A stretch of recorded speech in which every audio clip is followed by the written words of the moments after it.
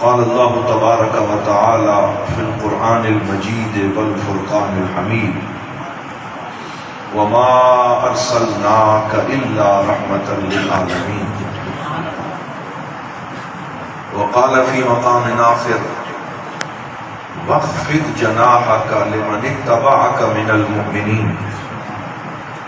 صدق الله مولانا العظيم وبلغنا رسوله النبي الكريم. تمام آباب محبت سے، ادب سے، شوق سے جھوم کر حضور کی بارگاہ میں درود پاک پڑھیے. الصلاۃ والسلام علیک یا سیدی یا رسول اللہ، الصلاۃ والسلام علیک یا سیدی یا حبیب اللہ، الصلاۃ والسلام علیک یا رحمۃ للعالمین وعلی آلک واصحابک یا شفیع المذنبین. بعد از حمد و صلات معزز و محتشم برادران اسلام، اللہ کے فضل و کرم اور حضور نبی رحمت صلی اللہ علیہ وسلم کی نگاہ فیض کے تصدق سے ایک مرتبہ پھر ایک سال کے بعد اس عظیم الشان رحمت للعالمین کانفرنس رجانہ میں شرکت کی سعادت حاصل ہوئی ہے. میں نے بھی آپ سب کے ساتھ مل کے گزشتہ سال قبلہ شاہ صاحب کو یہاں لائیو سنا تھا اور سارا سال کانوں میں ان کی آواز رس بولتی رہی، اور پھر سال کے بعد آج دوبارہ یہیں پر انہیں سننے کا موقع ملا. میں اسے بھی اپنے لیے سعادت سمجھتا ہوں کہ ایک سید ہو، آل رسول ہو، اور اس کی خوبصورت زبان سے سرکار کی ثنا سننے کو ملے، اور پھر شعر و سخن کی باریکیوں سے بھی وہ آگاہ ہیں، اور اللہ تعالیٰ نے انہیں ذوق سلیم عطا فرمایا ہے. تو شاہ جی کو سننا اس دور میں بذات خود ایک بہت بڑی سعادت ہے، کیونکہ جو سرکار کے ثنا خوان ہیں مل کے کہہ دیں صلی اللہ علیہ وسلم. حضور اپنے ثنا خوان حسان بن ثابت رضی اللہ عنہ کے لیے خود ممبر رکھواتے تھے اور اپنے سامنے انہیں اپنے ممبر پہ بٹھاتے اور فرماتے اے حسان مجھے میری نعت سناؤ. اور پھر حضرت حسان ابن ثابت رضی اللہ تعالی عنہ حضور کے حکم سے نعت پڑھتے. صحیح بخاری شریف کے لفظ ہیں کہ جب وہ نعت پڑھ کے رکتے تو درمیان میں ہم تو واہ واہ کرتے ہیں، داد دیتے ہیں، تو سرکار انہیں فرماتے تھے لا فد فوک یا حسان، اے حسان تیرا چہرہ سلامت رہے جس سے تو میری نعت پڑھتا ہے. اے حسان تیرا چہرہ سلامت رہے جس سے تو میری نعت پڑھتا ہے، تیرے دانت سلامت رہے، تیرے ہونٹ سلامت رہے. وہ کہتے ہیں حضرت حسان ابن ثابت نے 120 سال عمر پائی. بولیے کتنی؟ 120 سال. آج ہمارے دانت 40 سال کی عمر میں جواب دے جاتے ہیں. کسی نے 2 دانت لگوا لیے، کسی نے 3 لگوا لیے، کسی کی داڑھیں ختم ہو گئی، لیکن جسے سرکار دو عالم صلی اللہ علیہ وسلم کی دعا ملی، صحابہ فرماتے ہیں 120 سال کی عمر میں حسان ابن ثابت کے چہرے پہ کوئی جھری نہیں تھی، 32 دانت سلامت تھے. تو 120 سال کی عمر میں بھی جب حسان ابن ثابت منہ کھولتے تھے تو ان کے منہ سے سرکار کے فیض کی خوشبو آیا کرتی. تو یہ نعرہ تکبیر، نعرہ رسالت، سیدی مرشدی، نعرہ میرے محترم علامہ صاحب نے سچ کہا کہ آپ سبحان اللہ کہتے رہیں، لیکن میں آپ سے کہوں گا کہ اللہ نے مجھے ایسا مزاج دیا ہے کہ آپ سبحان اللہ نہیں بھی کہیں گے تو میں انشاءاللہ پوری تقریر پھر بھی آپ کو سناؤں گا.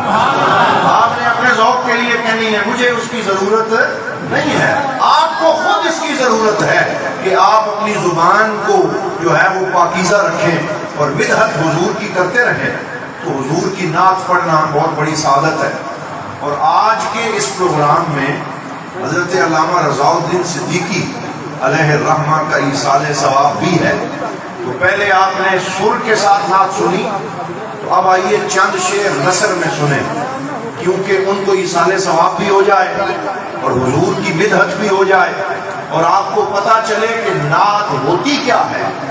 آج کل بڑے بڑے عجیب و غریب قسم کے لوگ بھی اس میدان میں آ گئے، وہ کہتے ہیں لگیاں نے موجاں تو لڑائی رکھی سونے، وہ اسے بھی نعت سمجھتے ہیں۔ تو یہ نعت نہیں ہے، نعت اپنی بات کرنے کا نام نہیں ہے، نعت مدینے والے کی بات کرنے کا نام ہے، نعت اپنی تعریف کرنے کا نام نہیں ہے، نعت سرکار کا قصیدہ کہنے کا نام ہے۔ تو علامہ رضا الدین صدیقی رحمت اللہ علیہ جو ایک بہت عظیم عالم دین تھے، سچے صوفی تھے، حضور ضیاء الامت جسٹس پیر محمد کرم شاہ الازہری رحمت اللہ علیہ کے مرید صادق تھے، چشتی ذوق کے حامل تھے، اللہ تعالیٰ نے انہیں بڑی خاصیتیں عطا فرمائی، تو انہوں نے ایک نعت لکھی، بہت سی لکھی، لیکن یہ نعت ان کی امر ہو گئی۔ اور میں اکثر کہتا ہوں کہ اگر صدیقی صاحب کچھ بھی نہ پیچھے چھوڑ کے جاتے، ان کی یہ ایک نعت بھی ان کی بخشش کے لیے کافی ہے۔ انہوں نے کیا لکھا؟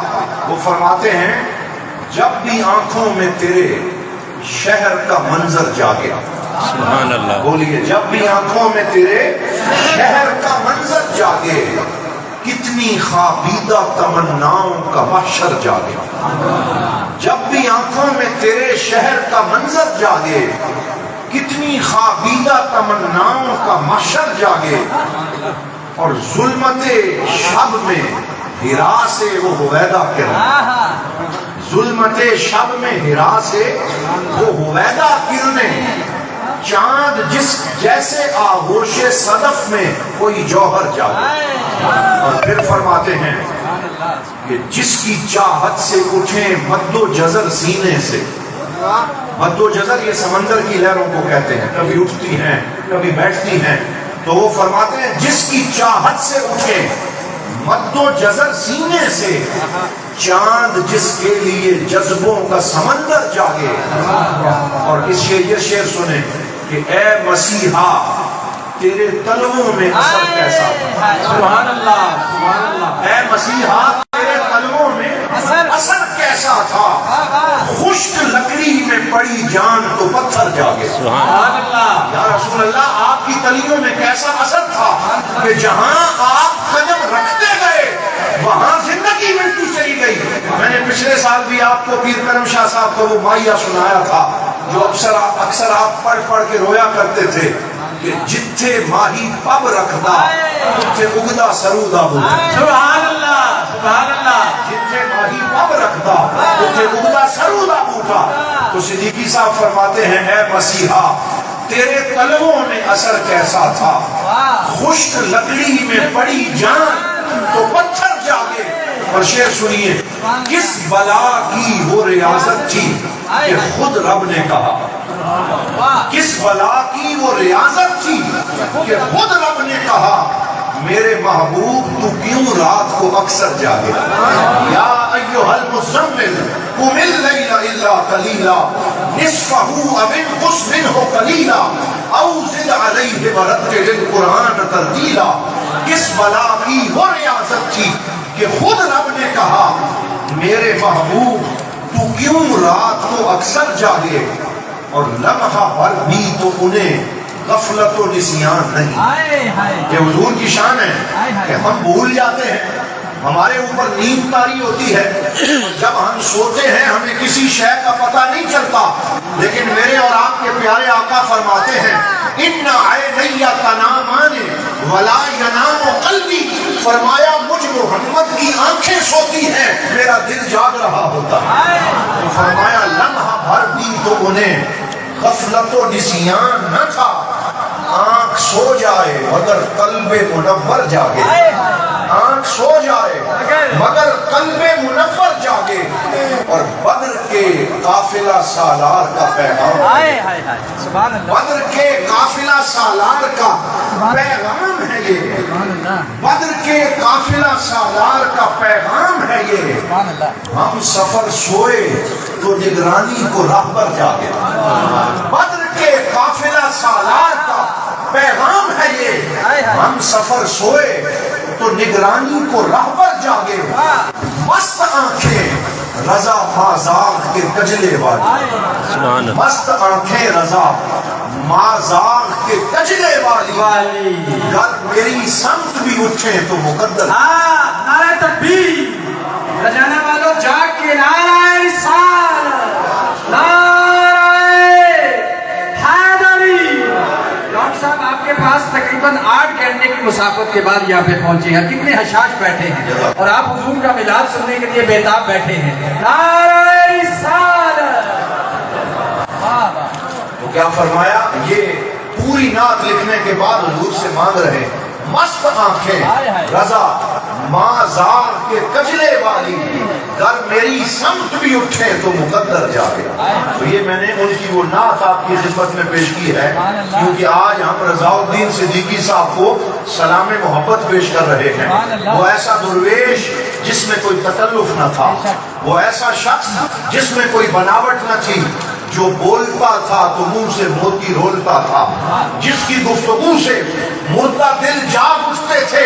حضرت صدیقی صاحب کی میں کیا کیا آپ کو باتیں سناؤں، صرف 1-2 باتیں شروع میں عرض کر کے، اور یہ ساری بھی حضور کی باتیں ہیں۔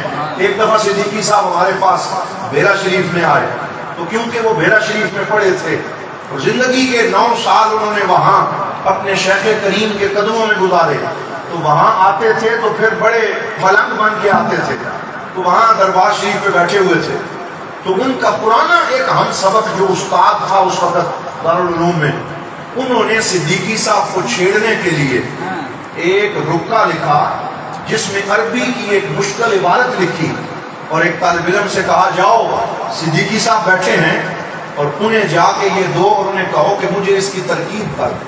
ترکیب اسے کہتے ہیں کہ سمجھائیں کہ اس عبارت کا گرامیٹیکلی اس کو کیسے پڑھنا ہے۔ وہ گئے، انہوں نے رکا دیکھا تو وہ سمجھ گئے کہ بھیجنے والا کون ہے اور مجھ سے کیا تقاضا کیا جا رہا ہے، تو انہوں نے اسی رکے کے نیچے ایک شعر لکھ دیا فارسی کا، فرمانے لگے ما ہرچ خواندہ ایم فراموش کردہ ایم الا حدیث یار کے تکرار می کنیم۔ کہا جاؤ انہیں بتا دو ہم نے جو پڑھا وہ بلا دیا، ہم اب صبح و شام بس یار کی باتیں ہی کرتے ہیں، ہمیں اور کوئی علم کا دعویٰ نہیں ہے الا حدیث یار کے تکرار می کنیم۔ ہم تو صرف یار کی باتیں کرتے ہیں، ہم سے حضور کی بات سنو، ہمیں اور کوئی بات نہیں آتی ہے۔ پھر صدیقی صاحب کا یہ جملہ میلاد مصطفیٰ صلی اللہ علیہ وسلم کی اس کانفرنس میں ایک بہت بڑا سبق ہے۔ آپ اکثر اپنے خطاب میں کہا کرتے تھے کہ ڈاکٹر برہان احمد فاروقی رحمۃ اللہ علیہ جو کراچی سے تھے اور بہت سی یونیورسٹیوں میں انہوں نے پڑھایا اور البرہان کے نام سے انہوں نے کتاب بھی لکھی، بہت بڑے اسکالر تھے، ان کا جملہ صدیقی صاحب ہمیں سناتے تھے۔ وہ فرماتے تھے کہ لوگوں یاد رکھو جو مدینے والے سے جڑتے ہیں وہ امت بنتے ہیں، جو مدینے والے سے جڑتے ہیں وہ امت بنتے ہیں، اور جو اس سے نیچے جڑتے ہیں وہ فرقہ بنتے ہیں۔ آپ بات سمجھیں، جو حضور سے جڑے وہ امت بنتا ہے اور جو سرکار سے نیچے آ کے جڑے وہ فرقہ بنتا ہے۔ اس لیے اپنی پہلی وابستگی سرکار سے رکھو اور امتی ہو کے اعلان کرو یا رسول اللہ جو آپ کا ہے وہ ہمارا ہے، جو آپ کا نہیں ہے وہ ہمارا نہیں۔ بہت سادہ سا ہے اپنا اصول زندگی کوثر، جو ان سے بے تعلق ہو ہمارا ہو نہیں سکتا۔ کہا جو حضور سے جڑے امت بنتی ہے۔ تو آج میں یہی پیغام آپ کو دینا چاہتا ہوں کہ یہ اچھا اب میں عرض کروں گا، میرے بھائی ہیں صدیقی صاحب کہ آپ ہی بیٹھ جائیں، سارے بیٹھ جائیں تاکہ بات آگے بڑھے، اور اس سلسلے یہ بھی آپ کی محبتیں ہیں، اللہ آپ سلامت رکھے، تو تاکہ گفتگو جاری رہے اس طرح، پھر یہ اللہ تعالیٰ سلامت رکھے۔ تو میں یہ عرض کر رہا ہوں کہ امت تب بنتی ہے جب رسول اللہ سے جڑے، اور اس سے نیچے یعنی مراد یہ ہے کہ حضور کی ذات کو نہ دیکھا جائے، صرف صحابہ کرام، صرف اہل بیت اطہار، ان سے وابستگی مشروط ہے کہ پہلی وابستگی رسول اللہ سے ہے، اور پھر جس کی نسبت رسول اللہ سے ہے ہم ان کے غلام ہیں۔ مولا علی کی نسبت کس کس سے ہے؟ کہو رسول اللہ سے. سیدہ فاطمہ کی نسبت کس سے ہے؟ رسول اللہ سے. حسن و حسین کی نسبت کس سے ہے؟ رسول اللہ سے. ابو بکر و عمر کی نسبت کس سے ہے؟ میرے آقا سے. عثمان و علی کی نسبت کس سے ہے؟ حضور سے ہے. جو حضور کا ہو گیا امت اس کی ہو گئی. نعرہ رسالت، نعرہ رسالت. حضرات محترم، یہ جو آج کل فرقہ ولیاں ہیں، یہ جو گروپنگ ہیں، کوئی کہتا ہے میں فلاں کا زیادہ ہوں، کوئی کہتا ہے میں فلاں کا زیادہ ہوں. تو صدیقی صاحب کا یہ جملہ مجھے بڑا اچھا لگتا ہے. انہوں نے کہا حضور کے ہو جاؤ دنیا تمہاری ہو جائے. حضور کے ہو جاؤ دنیا تمہاری ہو جائے گی. سرکار سے جو مانگنا ہے مانگو، وہاں سے سب کچھ ملتا چلا جائے گا. تو حضرات محترم، آئیے اس رحمت عالم کانفرنس میں حضور کی رحمت کی باتیں کریں. سرکار کی چند باتیں میں آپ سے چھیڑوں گا اور آپ کو مدینہ پاک کے اس خطے میں لیا چلتا ہوں اور سرکار کے دور کی کچھ باتیں کرتے ہیں. ایک بڑی مشہور حدیث جس سے سرکار کی رحمت کا پتہ چلتا ہے. حضور کا ایک غلام جس کا نام حضرت ظاہر ہے. بولیے نام کیا ہے؟ حضرت ظاہر. یہ دیہات میں رہتا تھا اور سالہ ہفتہ سرکار کے لیے سبزیاں جمع کرتا. اچھی اچھی کدو شریف دیگر سبزیاں جو میرے آقا کو پسند تھی، شہد جمع کرتے. اور یہ حضرت ظاہر سرکار دو عالم کے لیے دیسی گھی جمع کرتے، تحفے جمع کرتے. پھر جب ہفتہ گزرتا وہ گٹھری اپنے کندھے پہ رکھتے، اپنے دیہات سے مدینے کی طرف سفر کرتے. خیال مصطفیٰ میں قدم اٹھاتے اٹھاتے مسجد نبوی میں پہنچتے، حضور کے قدموں میں حاضر ہوتے، سرکار کے قدموں کا بوسہ لیتے. یا رسول اللہ آپ کا غلام حاضر ہے، خالی آج نہیں آیا، سبزیاں لے کے آیا، گھی لے کے آیا، شہد لے کے آیا، تحفے لے کے آیا. حضور اپنے غلام ظاہر کو دیکھتے، سرکار فرماتے انت بادیتنا ونحن حاضرک. اے ظاہر تم ہمارے دیہاتی ہو، ہم تمہارے شہری ہیں. تم ہمارے دیہاتی ہو، ہم تمہارے شہری ہیں. اور سرکار ان سے بڑا مزاح فرماتے. وہ حضرت ظاہر حضور سے لاڈ بھی کرتے. کبھی کبھی ایسے کرتے، پہلے حضور کو تحفہ دے جاتے، اگلے ہفتے آتے، یا رسول اللہ وہ پچھلی دفعہ جو میں چیزیں دے گیا تھا ان کے پیسے آپ نے ابھی نہیں دیے. حضور مسکرا کے مدینے کی کھجوریں بھی دیتے، پیسے بھی دیتے. کبھی تحفہ دیتا، کبھی حضور سے پیسے لیتا، کبھی محبت کا اظہار کرتا، میرے آقا کی بلائیں لیتا. سرکار اس کی باتیں سن کے خوش ہوتے. پھر ایک دن وہ آیا، ظاہر کا مقدر جاگ اٹھا، سویا ہوا نصیب بیدار ہوا. وہ مدینے کے بازار میں ریڑھی لگا کے سبزیاں بیچ رہا ہے. کدو لے لو، سبزی لے لو، فروٹ لے لو، آلو لے لو. وہ آوازیں لگا رہا ہے، اپنے خیال میں مست ہے، تجارت کر رہا ہے. میرے کریم آقا، میرے آمنہ کے لال، بے کسوں کے سہارا، ہم سب کے دلوں کی دھڑکن، ہمارے پیارے آقا صلی اللہ علیہ وسلم، وجہ تخلیق کائنات، فخر الموجودات، باعث شرف کائنات. آپ اپنے خرامہ قدموں سے چلتے ہوئے مسجد نبوی سے نکلے، بازار پہنچے، دیکھا آج میرا غلام سبزیاں بیچ رہا ہے، یہاں رزق حلال کما رہا ہے.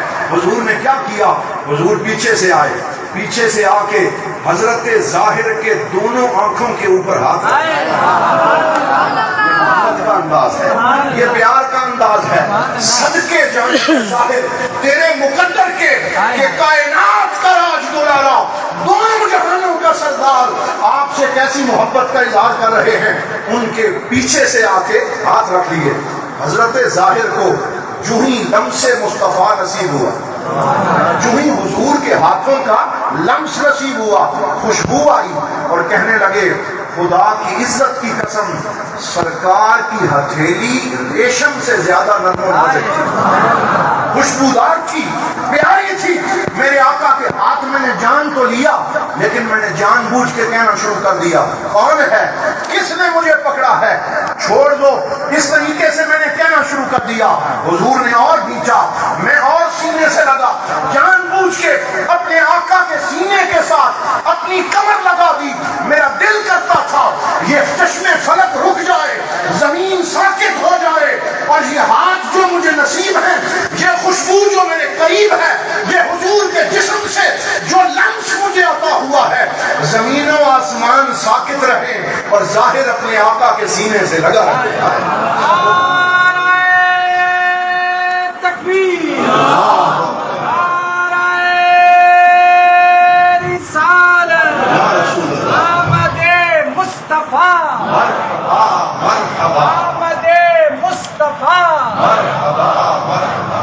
ابھی بات آگے جاری ہے، یہ عشق کی بات ہے، یہ محبت کی بات ہے، یہ وابستگی کی بات ہے، یہ کیفیت کی بات ہے، یہ آقا اور غلام کی بات ہے، یہ منگتے اور گدا اور اس کے سردار کی بات ہے۔ سرکار نے سینے سے لگا لیا اور حضور نے کیا فرمایا؟ حضور نے کیا فرمایا؟ میں یشتری ھذا الغلام، میں یہ غلام بیچنا چاہتا ہوں، کون خریدے گا؟ میں یہ غلام بیچنا چاہتا ہوں، کون خریدے گا؟ حضور ان کی بولی لگا رہے ہیں، حضور ان کو بیچ رہے ہیں۔ حضرت ظاہر مسکرا کے عرض کرتے ہیں اذن تجدنی قاصدا یا رسول اللہ، مجھے بیچیں گے، مجھے کون خریدے گا؟ دنیا کے حالات کا مارا ہوا، زمانے کا دھتکارا ہوا، یہ غریب مفلس اور کنگال منگتا، اسے لینے کے لیے کوئی تیار نہیں ہوگا، میری قیمت کون دے گا؟ حضور نے فرمایا من یشتری ھذا الغلام، اسے کون خریدے گا؟ یہ محبت کا اظہار ہو رہا ہے۔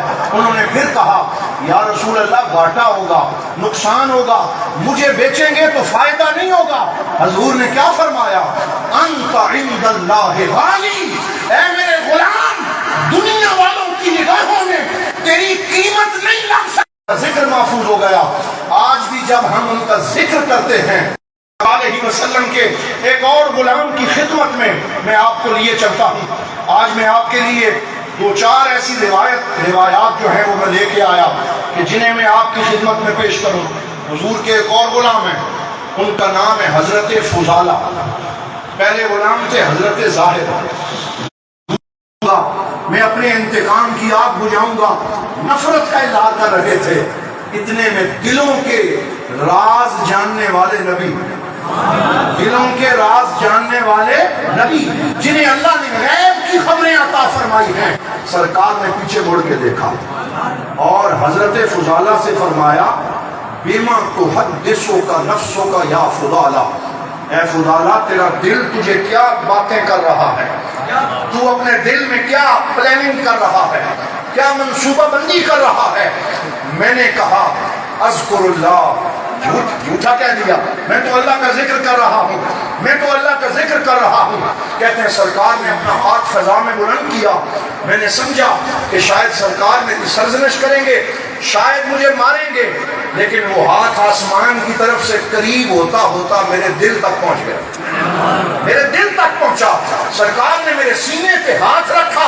یہ رحمت للعالمین نبی ہے، یہ توڑنے والا نہیں، یہ جوڑنے والا نبی ہے، یہ امت کے دکھوں پہ مرہم رکھنے والا نبی ہے، یہ عطا کرنے والے آقا ہیں۔ سرکار نے ہاتھ ان کے سینے پہ رکھا اور حضور نے کیا فرمایا؟